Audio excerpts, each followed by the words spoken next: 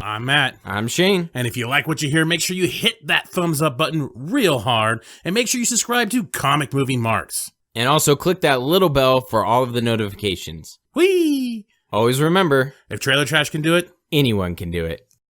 hello and welcome everyone to another Comic Movie Marks video. A long-time rumor has been confirmed by Mr. Snyder himself. Martian Manhunter was, in fact, in his version of Justice League. Quite a shocking reveal by Mr. Snyder himself. He made two posts on Saturday, one saying, "This is something that you probably didn't know."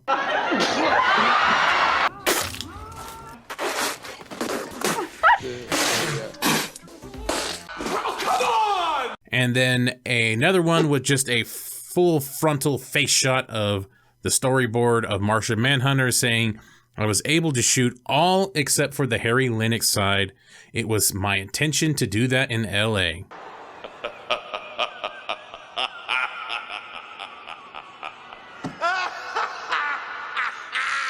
And just look how happy he is.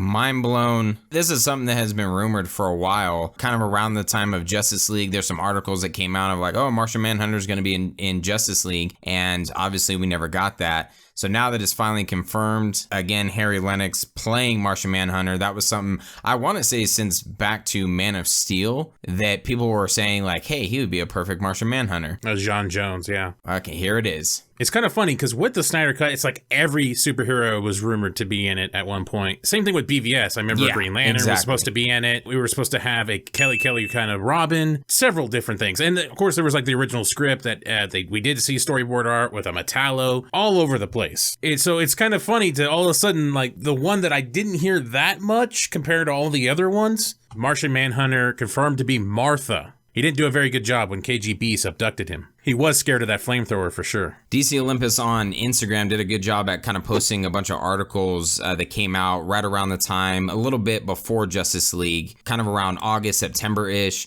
basically saying, hey, is Martian Manhunter on his way to the DCEU?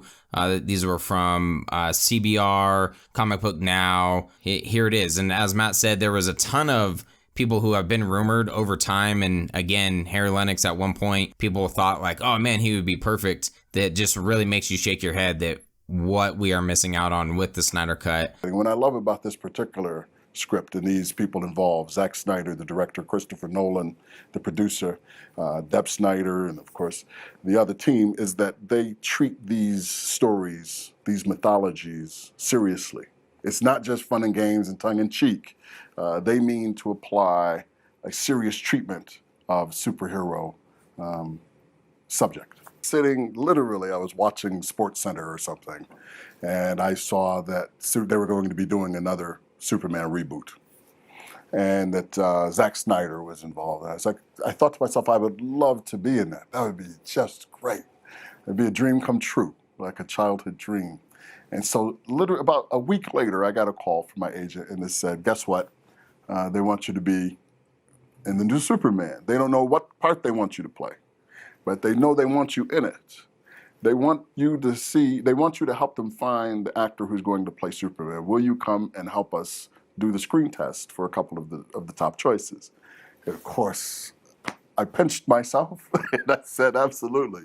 So we went up to this secret location in the mountains, and I walked out onto a set, and I saw this guy in a blue cape and a blue suit and a red cape, and a childhood dream was fulfilled. The first childhood dream was I would be in the blue suit and the red cape. But the second one is that now that I'm too old, is that I could be in a movie and go toe-to-toe with Superman. That was great. Also, I see some people complaining about, oh, he was there since the beginning. Since Zod was around, why didn't he help? There's actually like a Martian Manhunter comic book that kind of explains what this really could have been. Martian Manhunter actually discovers Clark's existence and is watching him from afar to see whether or not he'd be a threat to society in this comic book. And that's kind of what it seems like to me. He's kind of playing his cards if he's Swanwick through the whole thing, which that's not even a guarantee that he's been Swanwick the whole time. It could have been something that developed in Batman versus Superman. Maybe the Man of Steel one is different. Maybe something happened to Swanwick, and now Martian Manhunter has taken up that mantle. Yeah, very similar to the Supergirl TV show where that actually happened. So yeah, that's definitely a possibility. And as you mentioned, that in this storyboard, that at some point he was posing as Martha. Kind of interesting. So who knows exactly, maybe General Swanwick is actually himself in Man of Steel, and then eventually Martian Manhunter takes up his persona at some point. So it's kind of interesting how maybe this could have been woven in. And I'm also curious if he actually was going to be in the Justice League movie and an integral part. I think when it comes to the storyboard, a lot of people's reaction to it can be summed up in this Stephen Colbert tweet. When he was saying, "I love how a couple panels of an out of context storyboard is enough for people to determine something makes no sense and could never make sense. It's exhaustingly cynical," and these seem to be the same people who are angry about Goyer for his cynicism about Martian Manhunter. Again, these are really out of context storyboards. Like, we have no idea what this could mean,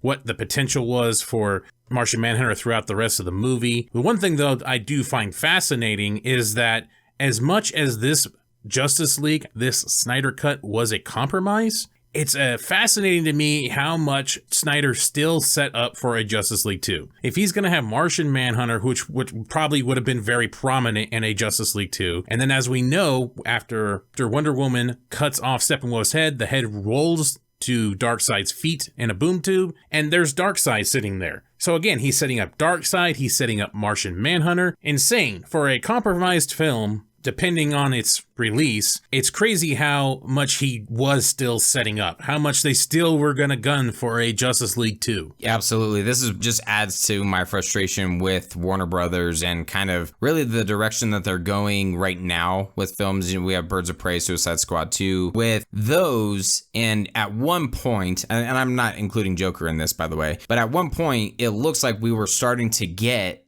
just a solid Justice League, and yeah, at one point, Darkseid, Martian Manhunter, possible Green Lanterns, the whole gambit of Justice League team members, and now we're forcing our universe in a completely separate direction. And it's just kind of, every time Snyder posts some of these things, I'm like, of course. I don't know. It's frustrating. It's awesome, but frustrating at the same time. Again, what could have been, and to see kind of the direction that these films are going, and when we could have had a full, solid Justice League, a little frustrating. What the hell is wrong with you people? Yeah, and I'll end it on this other Stephen Colbert tweet saying, "It's just so weird to me that someone would spend 6 years of their life making movies leading up to the first live-action Justice League, but not get to actually show people the majority of that Justice League movie and then be expected to just pretend none of it ever happened."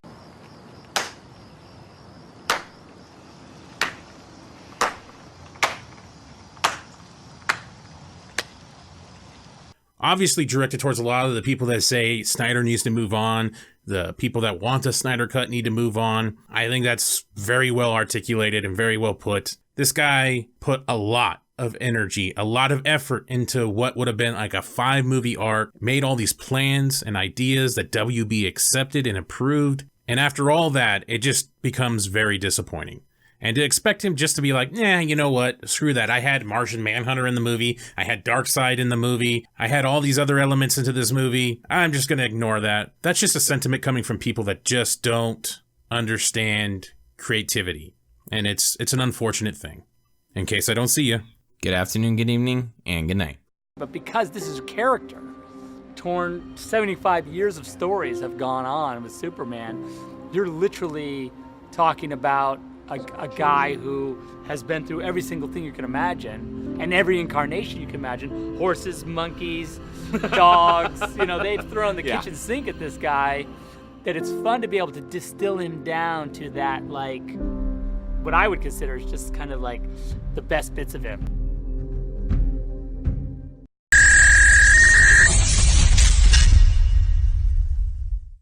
Project Comic-Con. Release the Snyder Cut.